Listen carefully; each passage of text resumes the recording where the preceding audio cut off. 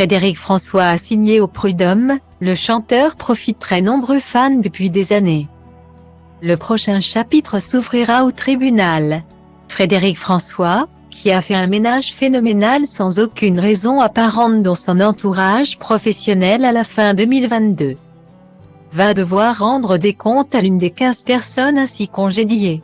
Parmi ce petit groupe déconduit, on retrouve ainsi un certain David, qui avait fondé la page Facebook officielle du chanteur il y a bien longtemps. Avant de se retrouver, par le hasard de la vie et des chemins, community manager officiel. Puis véritable homme à tout faire. Le problème, c'est qu'il n'aurait jamais été rémunéré pour tout ce travail. Comme le révèle le journal Le Parisien. Frédéric François est ainsi assigné au Prud'homme de Boulogne-sur-Mer, dans le Pas-de-Calais. Comme l'a dévoilé La Voix du Nord, l'artiste devrait comparaître le 22 mai 2023. Le fameux David demande à ce que son lien salarial avec le chanteur soit reconnu. Et demande surtout à ce que le salaire qu'il mérite pour ces 3 dernières années lui soit versé.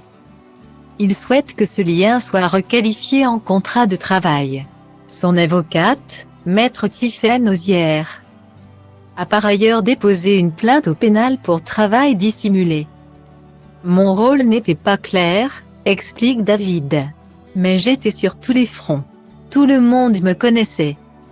L'époux de Monique avait sympathisé avec le plaignant après l'avoir invité à un concert pour le remercier d'avoir créé cette page Facebook en 2009.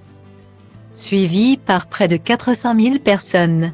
En charge de ses réseaux sociaux, David s'est transformé en attaché de presse puis en manager. Il a même coordonné le dernier album de l'artiste intitulé En duo.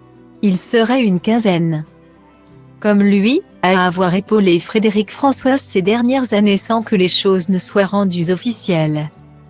Pour le plaisir simple de côtoyer leur idole. Il est donc possible que les plaintes commencent à pleuvoir ces prochaines semaines. Frédéric François reste présumé innocent des faits reprochés jusqu'au jugement définitif de cette affaire.